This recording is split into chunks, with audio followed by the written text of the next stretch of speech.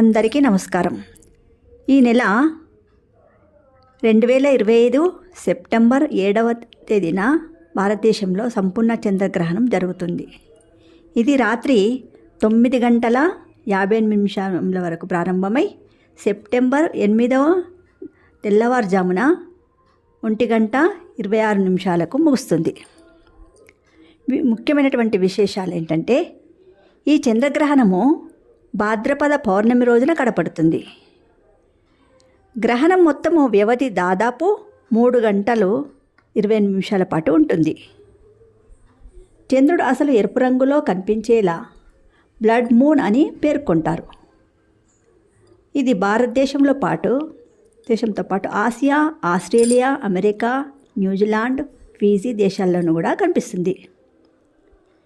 సూతక కాలం and ఆచరణలు అంటే, సూతక కాలం అంటే గ్రహానికి 9 గంటల ముందు ప్రారంభమవుతుంది. అంటే సెప్టెంబర్ 7 మధ్యాహ్నం 12:57 నుంచి ప్రారంభమై గ్రహణం ముగిసే వరకు ఉంటుంది. సూతకం సమయంలో ఆలయాల తలుపులు మూసివేసి పూజలు చేయాలి. అయితే గ్రహణం ముగిసిన తర్వాత ఇంట్లో కానీ ఆలయంలో కానీ శుభ్రత చేసి అందరూ పూజలు చేసుకుంటారు. ఆహారం వండడము, తినడము, ముఖ్యమైనటువంటి పనులు చేయడము నివారించాలి. జపము, ధ్యానము మరియు దానము ఇట్లాంటివి చేయడము చాలా శుభప్రదమైనటువంటిది. జ్యోతిష్య ప్రభావము. ఈ చంద్రగ్రహణము కుంభ, మీన, కర్కాటక రాశుల వారికి ప్రభావం చూపవచ్చు అని అంటున్నారు. మీరు గ్రహాన్ని చూడకుండా జాగ్రత్తగా ఉంటే చాలా మంచిది. అయితే కుంభ, కర్కాటక రాశి వారికి శివ పంచాక్షరి మంత్రాన్ని పఠించడం మంచిదని కూడా నిపుణులు సూచిస్తున్నారు.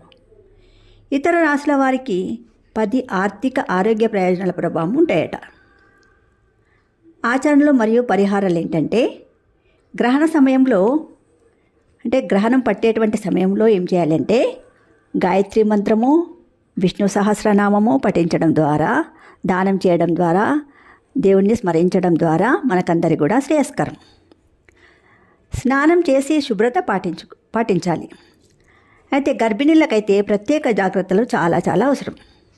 గర్భిణులు చాలా జాగ్రత్తగా ఉండాలి ఈ గ్రహణ సమయం లోపల. ఈ గ్రహణము చాలా సంవత్సరాల తర్వాత అతిపెద్ద గ్రహణము రాబోతుంది. ఈ గ్రహణం పట్టే సమయం లోపల అందరూ కూడా జాగ్రత్త వహించాలి.